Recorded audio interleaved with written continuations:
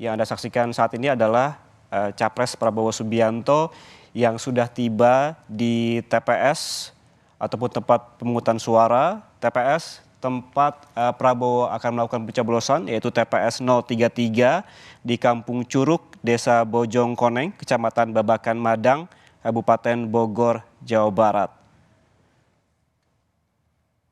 Prabowo sudah tiba tadi sekitar kurang dari pukul 9. Kemudian saat ini telah menunggu untuk diberikan surat suara sebelum akhirnya akan menuju ke bilik suara untuk mencoblos.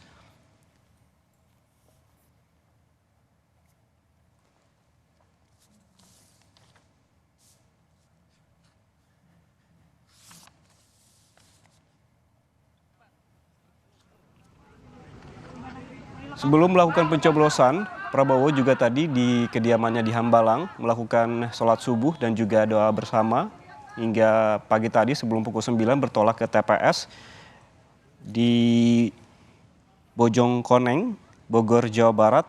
Ini merupakan TPS 033. Menurut rencana, setelah melakukan pencoblosan, Prabowo akan melanjutkan aktivitas dan menuju kediamannya di Jalan Kertanegara, Jakarta Selatan untuk memantau hasil hitung cepat. Prabowo saat ini sudah berada di bilik suara, tadi memperlihatkan masing-masing dari surat-suara yang akan ia coblos.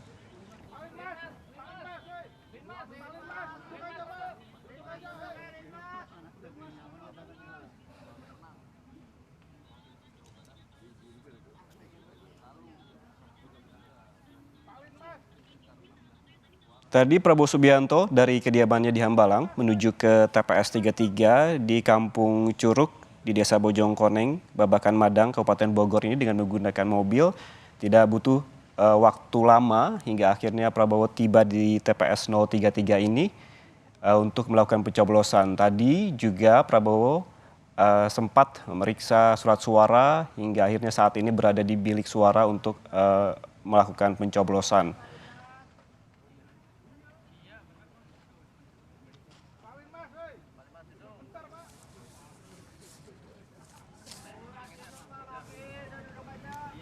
Mas Bestian, di Litbang Kompas ada beberapa produknya begitu seperti quick count, ada juga exit poll begitu. Sangat luas ataupun sangat lengkap begitu, terutama di exit poll ya. Exit poll itu kemudian apakah juga memantau di TPS tempat capres cawapres berada ataupun tempat orang-orang penting seperti presiden berada, apakah petugas Litbang juga ditempatkan di TPS strategis tersebut? Ya, ini memang apa yang kita lakukan sedemikian beragam.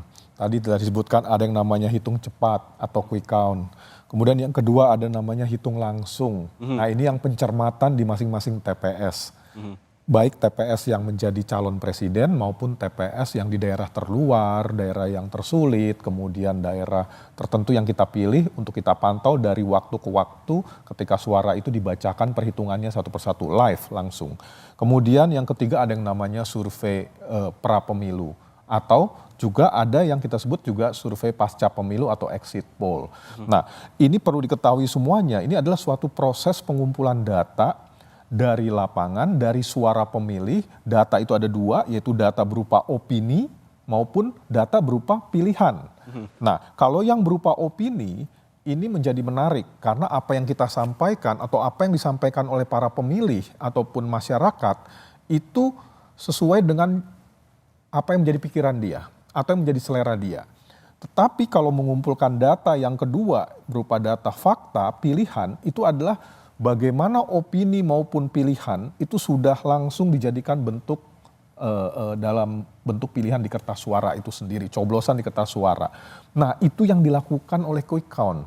Mereka mengumpulkan data dari pilihan orang yang telah terangkup para pemilih di masing-masing TPS. Itu namanya hitung cepat atau quick count. Tetapi kalau survei pra pemilih ataupun exit poll, dasarnya adalah opini. Orang ditanyakan.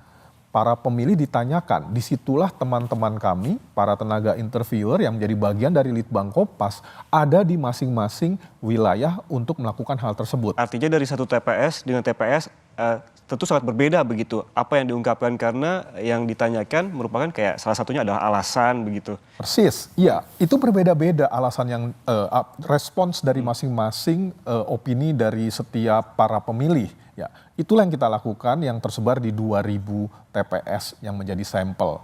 Dari satu TPS ada sekitar 4 orang yang kita pilih dalam jangka waktu tertentu. Nih setelah mereka memilih, kemudian kalau mereka mendapatkan posisi ataupun titik sebagai responden kami, akan kami tanyakan sebanyak 4 dari masing-masing TPS. Bayangkan untuk 2000 TPS untuk exit poll berarti ada 8.000 respon dan yang akan memberikan opininya terhadap pilihan mereka pagi hari ini sampai jam 12 nanti.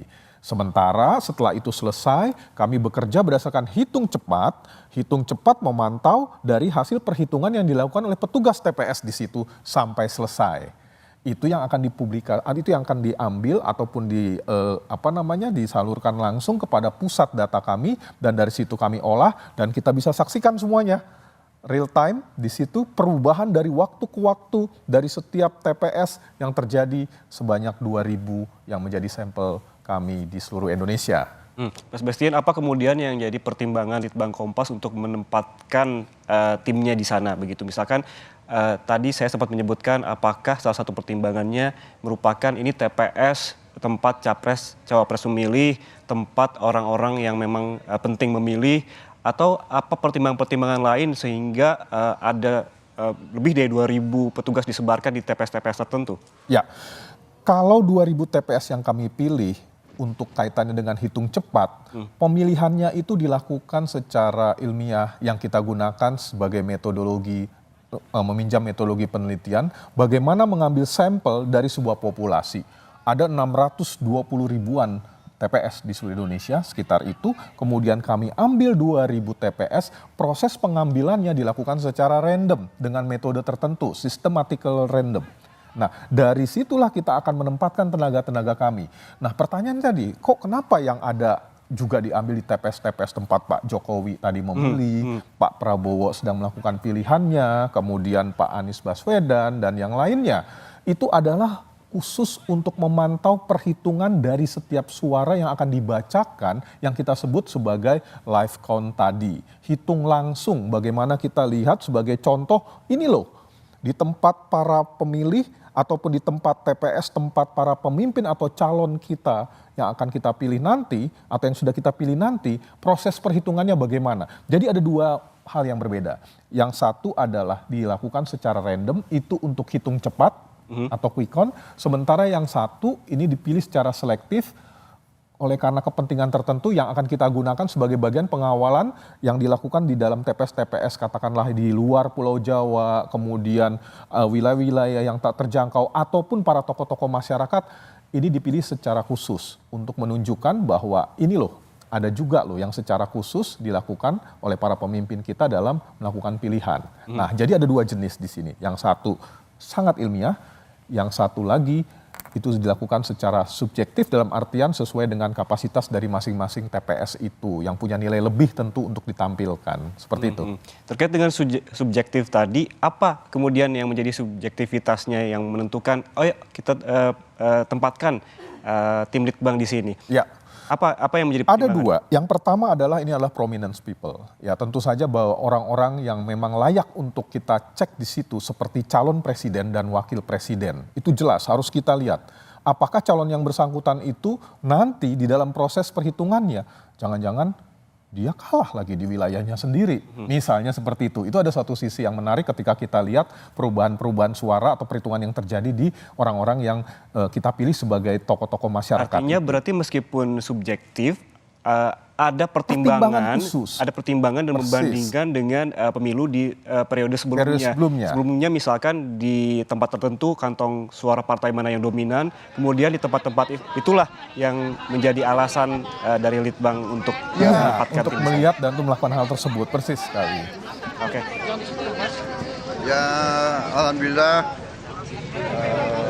kita melaksanakan kewajiban kita sebagai warga negara. Alhamdulillah tertib di TPS ini. Saya ucapkan terima kasih kepada KPPS kepada semua petugas lancar dalam kepercayaan rakyat kita. Hujan membawa berkah, hujan membawa rezeki. Jadi kita patut bersyukur ya. Mudah-mudahan semua jalan lancar, insya Allah. Kita tunggu hasilnya. Saya kira itu dari saya. Pak, rencana mau pantau quick count di mana Pak? Ya nanti saya lihat dulu perkembangan, mungkin saya di atas dulu nanti.